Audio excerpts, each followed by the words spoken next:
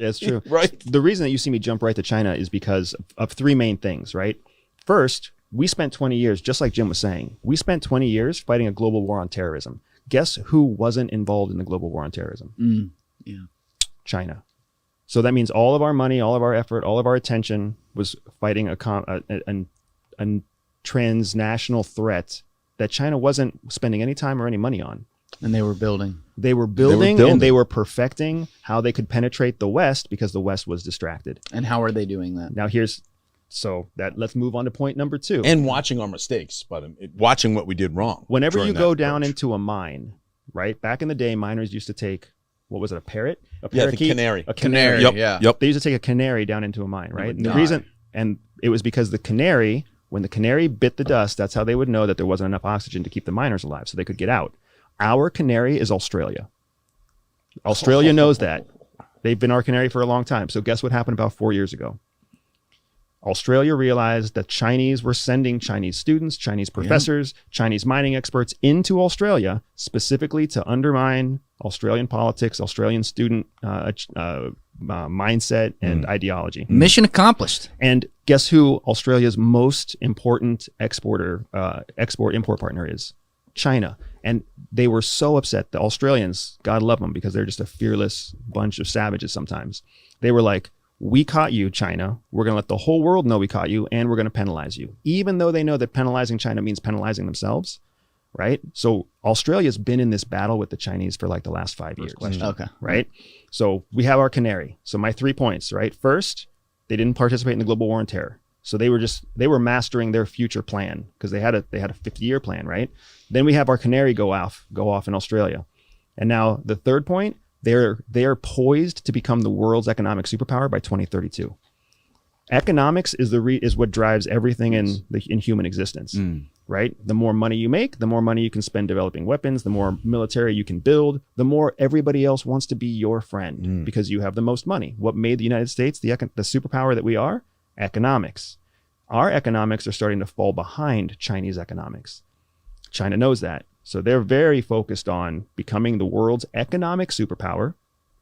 And once they're the economic superpower, then it's very, very hard for us to catch up after that, which is why you see the race kicking up now. Trump kind of called attention to it, but the world hated Trump. So the world was kind of not open to his point of view. Exactly. But one of the only policies that carried on from the Trump administration into the Biden administration were the China policies. Yes, I'm seeing that a lot. All right, Shalom. This is the brother Nahalia from the GMS Orlando camp. I want to start off by giving all praise, honor, and glory to Yahweh, Bahashem, Yahweh Shai, Bahashem, Rokakodash. Double honors to the apostles and the elders of Great Millstone, who are the elders of Yasher Allah. And a sincere salutation to all you Akim, who are preaching this word and believing this word, and to the Akwath, who are believing this word in all truth and in sincerity. Yahweh is the name of the one they ignorantly call God. Yahweh Shai is the name of the one they ignorantly call Jesus. Bahashem is in the name. Rakah is spirit. Kodash is holy. Akyam is brothers. Akwath is sisters. Shalom means peace. And Yasher Allah is Israel in the ancient Paleo-Hebrew. Now, this lesson is inspired by the clips that you just saw. Lord willing, I'll be able to put the full interview in the description. But I want to pull those clips and go into prophecy, because ultimately everything that they speak of, even though it's in great detail, it goes back to prophecy. So before you right now is Obadiah, and I will just jump down to the 7th verse. You know what? I'll start at 6. How are the things of Esau searched out? And we know Esau, all right, is the so-called white man, as he's known today. Now, some of our people are mingled amongst the so-called white man, meaning they may look like the so-called white man, but their lineage on their father's side goes back to Negroes, Latinos, Native Americans, West Indians, and Haitians, who are Israelites. But the so-called white man at large is Esau, Edom. Okay? So when you see Esau or Edom mentioned in the scriptures, it's talking about the so-called white man. Okay? So again, verse 6, how are the things of Esau searched out? How are his hidden things sought up, says all the men of thy confederacy have brought thee even to the border. The men that were at peace with thee have deceived thee and prevailed against thee. They that eat thy bread have laid a wound under thee. There is none understanding in him. Now, the reason I bring this precept out first, inspired by the clips that you just saw, is because ultimately Moab, which are the Chinese, their biblical nationality is the Moabites. They have been able to make enough money, so to speak, to build up their military, to build up their country to a point where they could be a worthy adversary, if you will, to the United States and the West. Now, keep in mind the United States and the West, these are European countries along with America. These are Edomites, all right? Because again, the so-called white man is the Edomites. But we do understand that a third world war will take place. And China is a major player in that war. Now, their biblical nationality is Moab. But the reason I bring this out is because when you go into the history,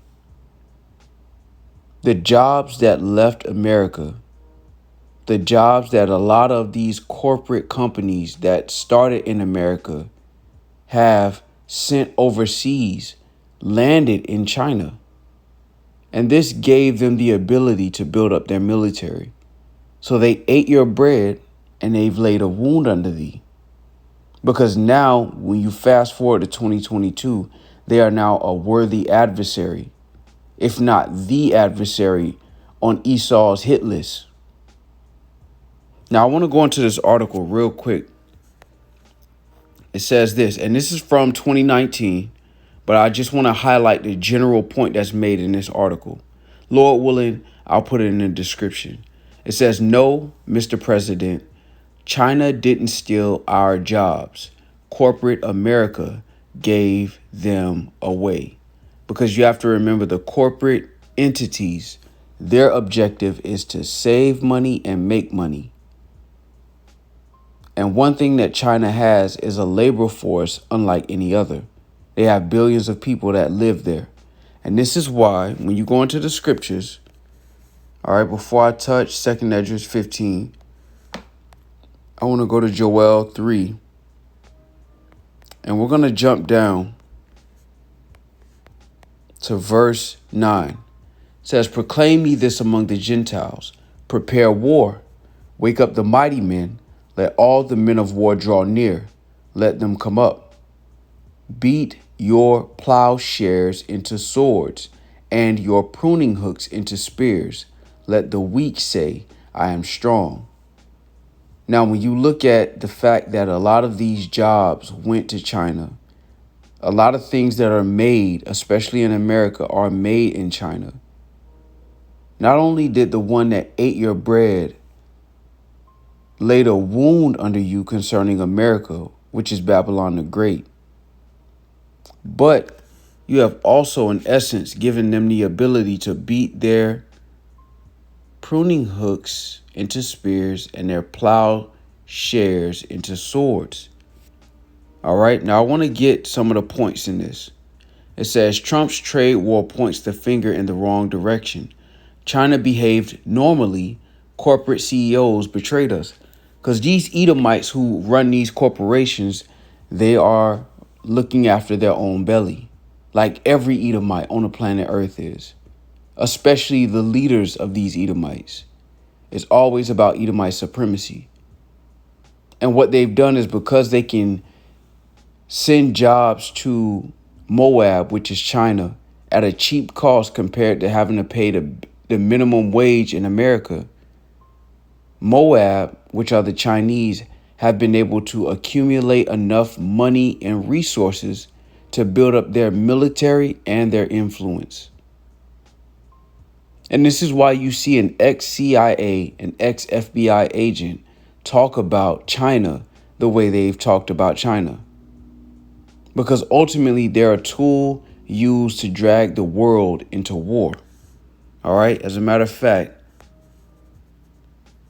this is Revelation 11, and I'm going to jump to 14. And it reads, "The second woe is past, which was World War II, and behold, the third woe cometh quickly." All right. It says this in the article: China is not stealing American jobs. President Trump loves to blame China for the job losses that have devastated American workers under globalization, but the truth is that Trump is blaming the wrong party. Trump's reckless trade war against China is misguided, and amounts to a colossal charade that will not solve the actual problem. Now, I want to jump down to the point, all right? It says this: what would anyone expect China to do? Accepting these jobs was a perfectly rational course of action. China was an undeveloped nation with a large population of poor people willing to work for a fraction of the hourly wages of American workers. And then corporations came along and presented China with an attractive offer. We would like to build manufacturing plants in China and hire droves of your unemployed people to work there. What was China supposed to do? Naturally, China said yes. This is hardly stealing. So when you look at it, I want to go back to this. Obadiah 1:7 reads, "All the men of thy confederacy have brought thee even to the border.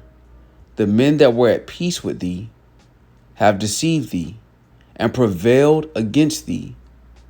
They that eat thy bread have laid a wound under thee. There is none understanding in him."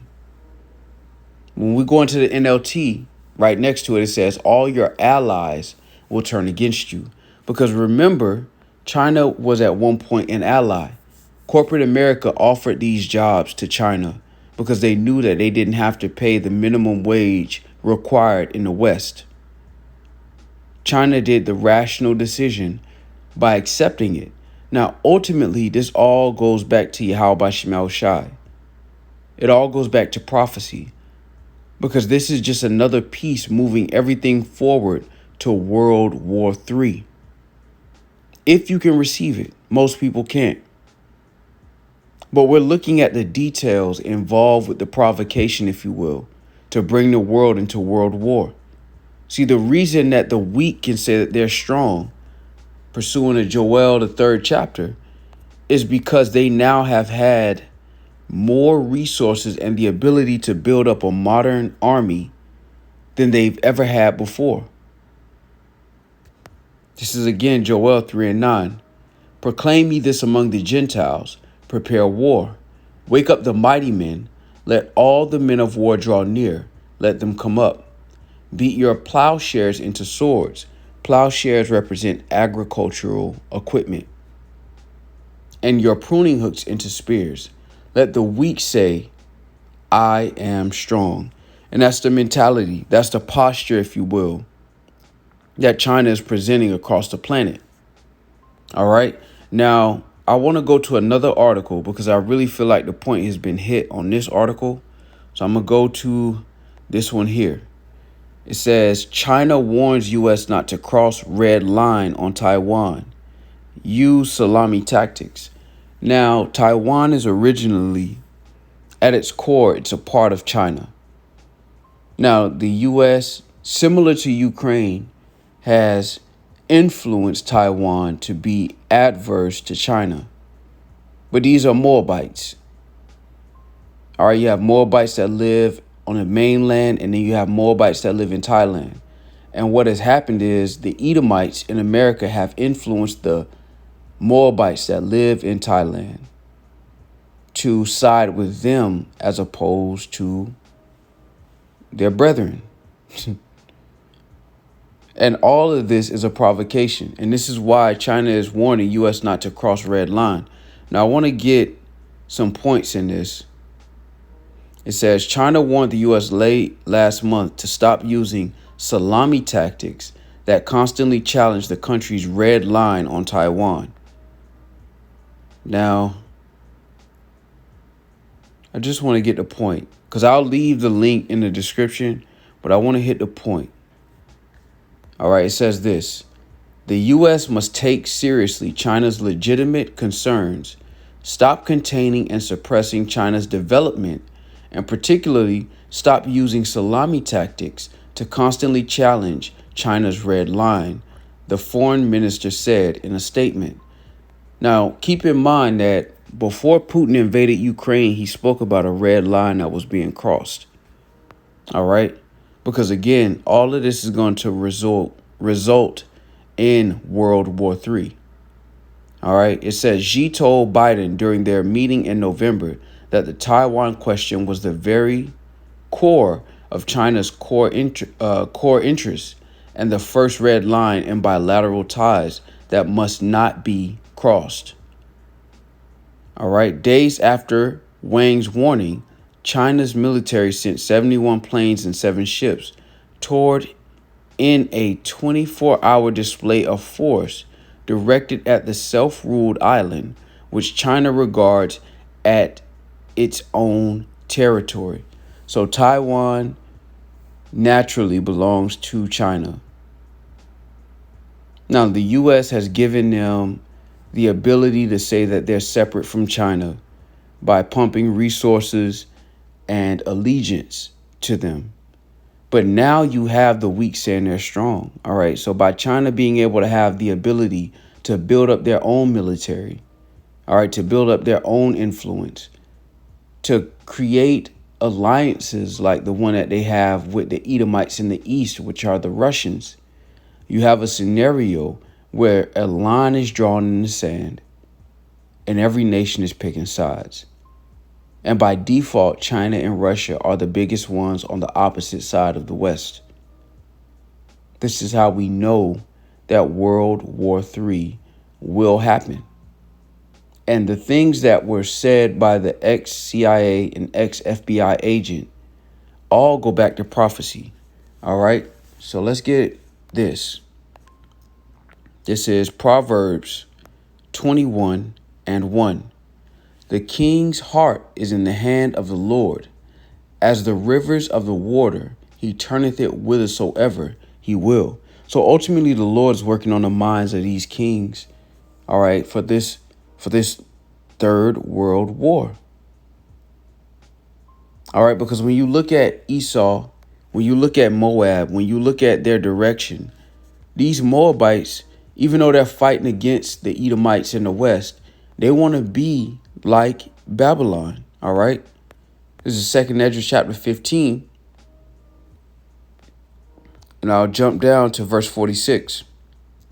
And thou, Asia, that art partaker of the hope of Babylon, and art the glory of her person. Because while it looks like on paper and on camera that China is fighting against the Edomites in Babylon, they are the forerunners of the image of the beast. And what I mean by that is we understand the MOTB, the mark of the beast, is the CHIP, the RFID CHIP. Do the math. Countries like China rarely use cash. All right. They rarely use their fiat currency in the form of cash. At this point, they are using an app to pay for the basic necessities of day-to-day living. So even though they're at war with the Edomites in the West, they're aligned concerning the image of the beast, if it makes sense. Because again, the scriptures say, and art the glory of her person, the hope of Babylon. Because what is the hope of Babylon? What is the hope of these Edomites in Babylon? Is to create a new world order where they run the world through technology. And Moab has taken that blueprint and they're trying to be the first ones at the party. Now, verse 47 reads, Woe be unto thee, thou wretch, because thou hast made thyself like unto her, and hast decked thy daughters in whoredom, that they might please and glory in thy lovers, which have always desired to commit whoredom with thee. Thou hast followed her that is hated in all her works and inventions.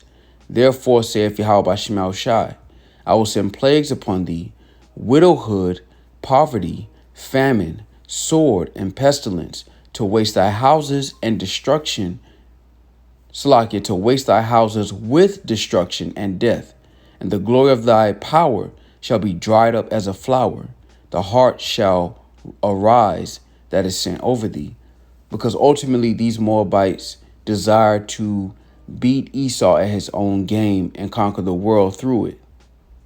And they're going to be put to shame like every other nation, including 2/3 of our own people who trust in the other nations over Yahweh Shema Shai. All right, so I wanted to go into that. I want to touch these articles really on a tongue-in-cheek level, just to really hit the basics. Because, again, all of this goes back into prophecy.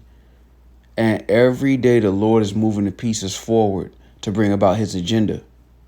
All right, so Lord willing, this was edifying. With that, I want to give all praise, honor, and glory to Yahweh, Bahashem, Yahweh Shai, Bahashem, Rakakodash, Kahalayim, Yahweh Shema Shai, Bahashem, Rakakodash. Double honors to the apostles and the elders of Great Millstone, who are the elders of Yashar Allah, and a sincere salutation to all Yuakim, who are preaching this word and believing this word, and to the Akwath, who are believing this word in all truth and in sincerity. Shalom.